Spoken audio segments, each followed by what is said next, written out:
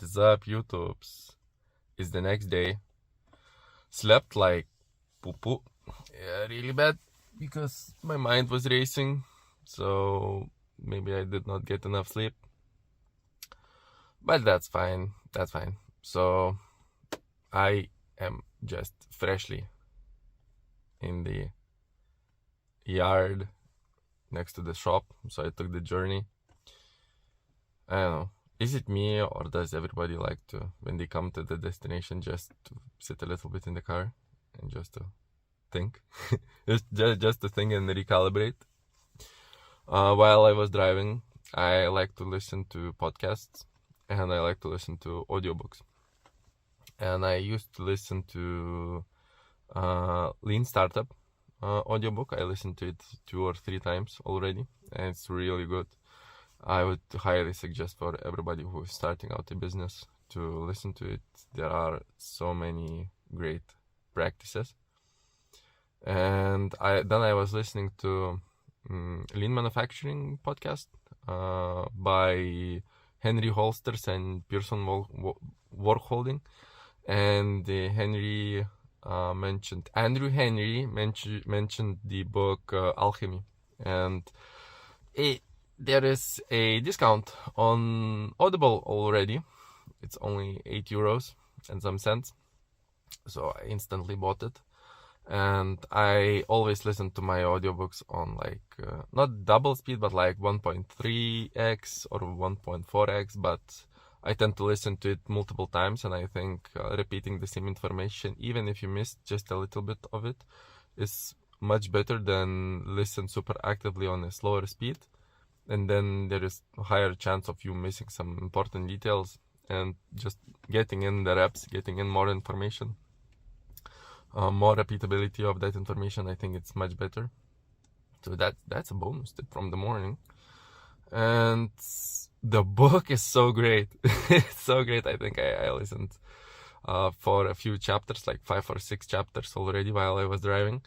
And it's so good. And it's about logic, making sense, and not making sense out of things that don't make sense, but that they actually work.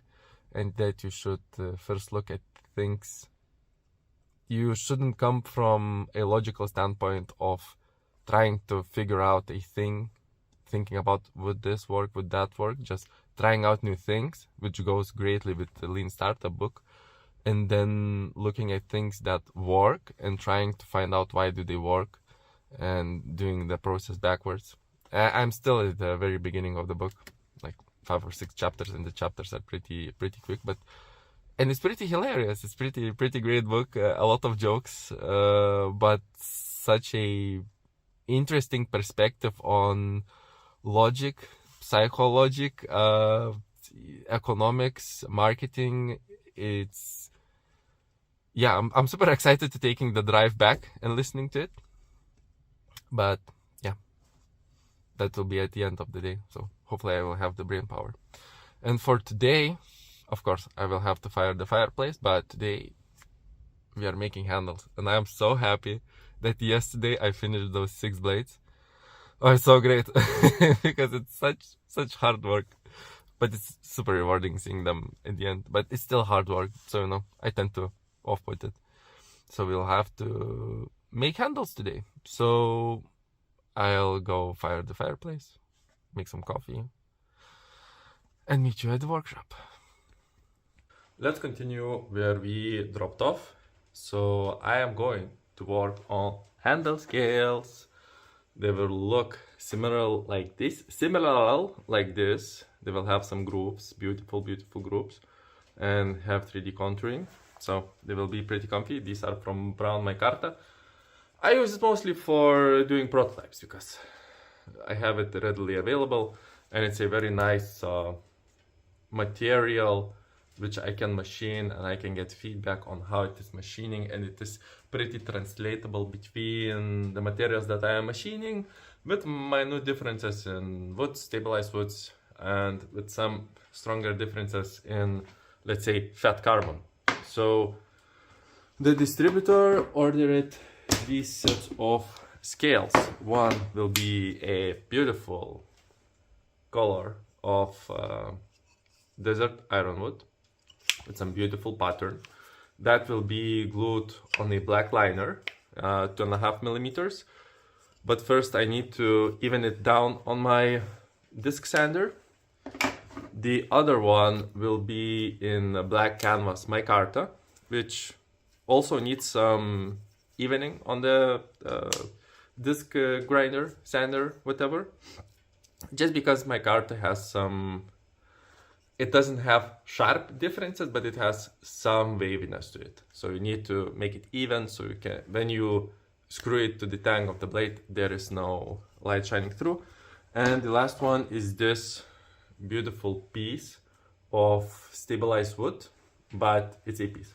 So I will need to cut it up into scales, and these will come out 7.5 millimeters each, and they will be glued to, again, 2.5 millimeters liner. And these, of course, I need to take into account because the cutting curve, because it's theoretical 7.5. When I cut it with the bandsaw, it takes maybe 2 millimeters, so it's a millimeter off each of these. And again, I will have to use the disc sander to make them flush, so I can glue them to the liners. But I think this will look pretty good, dope, and I am very happy if I will manage to get 2 handle scales from this piece. As you can see, I am marking all around, so I know that I am cutting straight and even, because sometimes the disc, the bandsaw cuts crooked because of my do-it-yourself base. So I just need to slow and steady and don't rush, so I can yield as many handle scales as possible. More savings for me, more money for the business to grow, and then I can make better knives because I have better equipment. So yeah, I will cut this up, and these all will go to the distributors, these 3. And for the 3 that will go into my shop, there will be the basic option of canvas micarta, some coyote and black and desert stripey micarta. I think this will look dope, and these are made in Poland, which is pretty nice, made locally with our neighbors. And this is the 3rd option that I picked for the store. It's a stabilized wood that they had some lying pieces around that I think look pretty dope, and I made one before like this and it sold pretty quickly, so I think I'll just do another one and also glue a liner. So for the store options, there is a little to no processing left. Just basically do the sanding, the disky thingy, evening them out. And for the distributor, I need to first cut this up. So I guess I'll just do a very quick time lapse, just showing you things, just showing a little bit more of the process, how the work is getting done, because it gets pretty boring because it's just listening to me talk. So yeah, let's get to work. Let's go.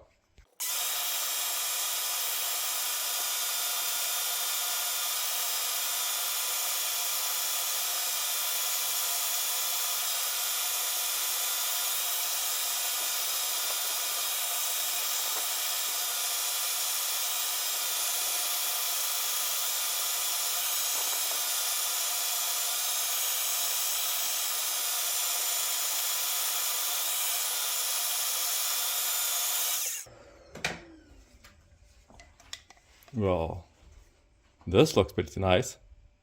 Whoa, crazy pattern. I love it.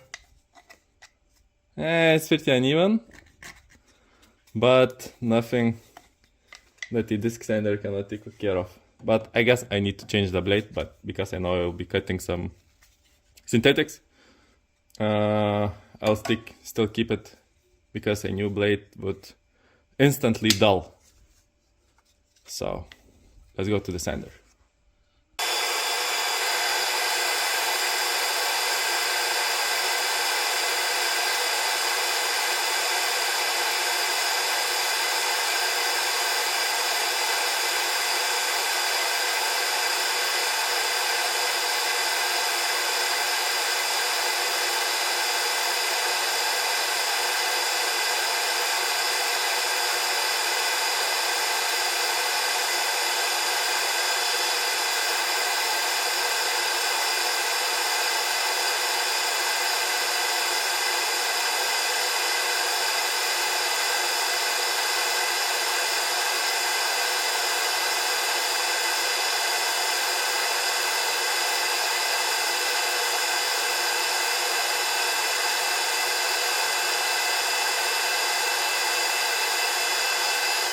Oh, it's pretty even.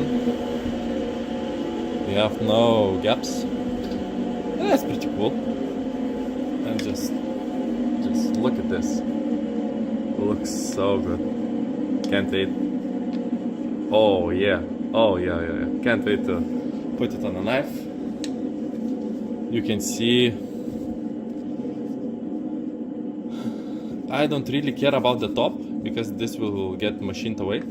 I only care about this because it's the contacting area to the liners, and I'm using a pretty coarse 120p Rhinovet sandpaper here, but it still takes some time to remove this unevenness from the cut.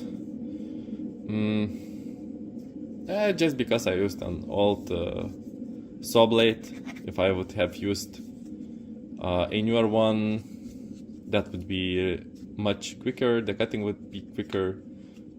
Yeah, it's pretty even. It's even sticking. So yeah, I like how these came out.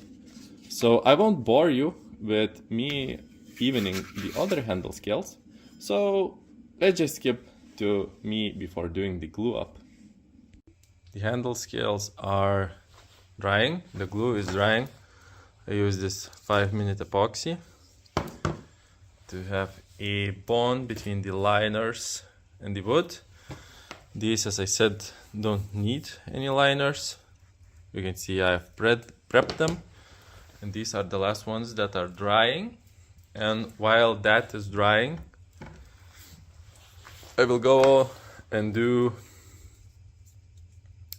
some testing scales from this brown micarta, because I want to just double check all of the handle programming, and I will take you along and show you how the actual operations do look like, and you'll get a better overview how these will be turned into something like this. The very first operation will be just to drill out and machine the holes. That will be a locating feature, and the actual positioning of this doesn't really matter as long as I can get the handle scales inside of this. And when this gets machined, then I pull these from this station and I put them on this station.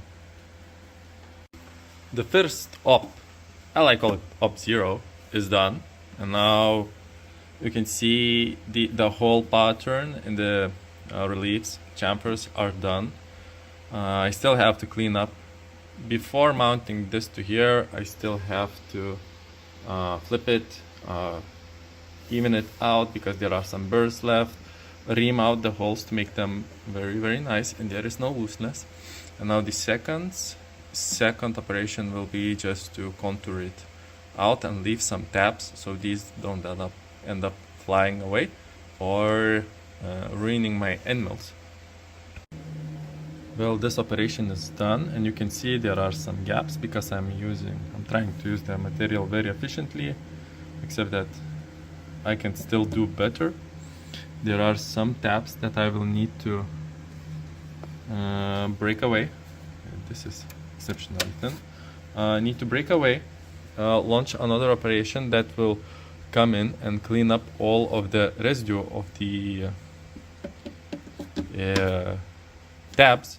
Yeah, of the tabs, residue of the tabs, make this all even, and we will have square handle scales. It's all super easily cleaned up. I still am leaving a little bit stock around, just because the last operation should remove everything, because we will do contouring pass that will give the 3D texture and the shape of it. And what end mill I am using currently, it is a very roughing end mill, so basically it can hog off a little bit more of this material than it needs to be, so when the last operation goes, it won't remove all of the end mill marks. So it's very important just to leave a little bit of stock for the last operation, the finishing operation. And I will run the finishing operation. It takes quite a while. It's not all instantly. as people believe, oh, you just plop it into a CNC and press the red button and off comes out a wonderful handle scale.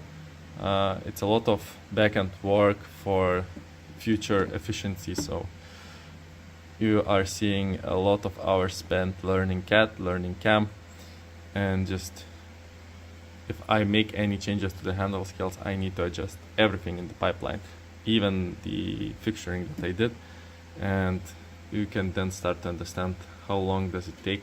And sometimes it is actually faster just do it by hand, but you know, I just love doing CNC stuff. So yeah, let's go and I'll get started with the finishing pass, and we will then come and see how they look at the very end. And it's done. Look at those. They look so nice. You can brighten it up a little bit, but they do look really nice. Practically finished. I still need to take them off, even out the underside, because when you are machining, there is heat, there is stock removal, and do some maybe stresses in the material, whatever it would be. Even G10, it can slightly warp, so we need the third time we need to even it out to have it perfectly flat on the tang of the knife.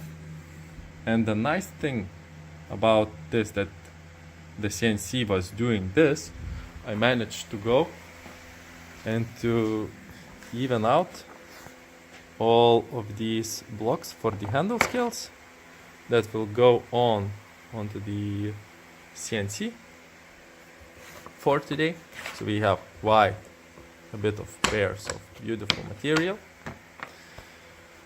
and a lot of knives to make.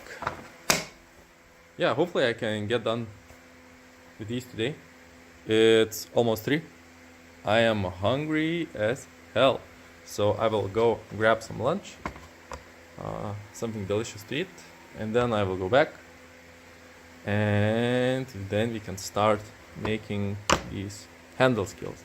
And while they are making, I will go on and work with these and refresh my memory on my polishing protocols, because I want to have all of the handle scales polished, because they will be in these beautiful leather sheets, and I don't want to sandblast those, because the sandblasted plain look, I don't really dig it. So I add some oiling onto it, and it has this beautiful deep black color, like here. This is sandblasted and it's been oiled with super secret oil, and when you put in those scales here, the leather tends to pull out the oiling from the handle scales, and they become white in that place. So I don't dig that. So I think for all of the knives that I do with leather sheets, polishing is the route. So I'm super excited to see how this wood and these turned out polished. So smell ya later, alligators. I'm going to eat. Finally, I'm back. Yeah, so I was working all the time, and I got into such a wonderful groove that I did not want to go on and film, because when I schedule on the CNC to do one pair of scales, I have enough time to go and polish up the previous scale and also work on the screws that we'll be holding. This is black canvas micarta. This looks really good. I really love it. This is another canvas micarta, and these are just polished up. No additives on top, no waxes, no nothing, just pure polishing. This is stabilized wood. I like that it is very white, that it looks like ivory. And the activity here, and you can see there is no activity on the other side, but what you can do. And You say, oh, it's polished, it's slippery. Yeah, but that's why we have this grader, grader of a texture, which is comfortable, but it's not too aggressive to make it uncomfy. And this is also stabilized wood. And I love this activity. This is crazy. It looks like a painting of medieval battle or whatever. Looks just, I don't know, Wagner's music. I really like it. I really like it. Sadly, you can see these are all mine. These will be on the shop. This will be for the distributor. And this is ironwood. I was most excited for ironwood, but I made a few mistakes while fixturing this. And the holes are too low, and the contour of the handle scale would go outside. The same is with this one. And yeah, it's so sad to scrap those because I loved the activity, but I will have to redo. And I thought that I would do this just quickly today, but morning is always smarter than the evening, so I will do it tomorrow. That's fine. No need to rush. You shouldn't rush. Then I guess I would make more mistakes. So it's so sad to scrap those, and I will have to make new ones tomorrow just for ironwood, but it would look amazing when it's polished. I really dig it. And I was very impatient also, and I put on the handle scales on one of the knives, and you can just see how this line flows into the grind line. So that was very important for me to have this look. You can see a little bit of tang, but because it is rounded and it goes with the flow, it's almost not noticeable. And this also allows me, Jesus Christ, this looks it's so great. The shiny bevel, the shiny handle, and the screws that are all also finished. Satin finished. They go together so well. I just, so nice. So, and with ironwood it would look even better, I guess. So that's it for today. I still have to shorten all of the screws, 4 screws per handle scale. I have satinized them, added nice finish. So it's a lot of small tasks, but it's so nice to have a CNC that is doing work while I am working. And yeah, tomorrow I will pick up where I finished up today. And again, there is 40 minutes drive, and I am really excited to listen to that book, Alchemy, because it has plenty of ideas. It is pretty hard to listen now because I am beat. I am very tired. I'm physically and mentally drained. But it's like an information in the background, as I intend to listen to it again or multiple times.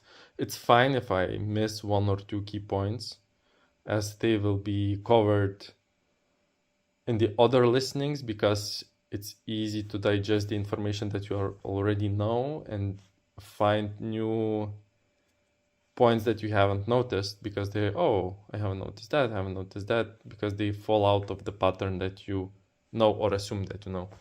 So yeah, what do you think? Oh, it just looks so, yeah, I like it. I'm very proud of myself. Again, happy at the end of the day. Can't wait. Tomorrow I will get these assembled, and we will continue to do on the next project. So thank you for following. Again, comment smiley fingers. Comment smiley fingers if you watched till the end. And yeah, thank you for whoever is watching this till the end. And see you tomorrow.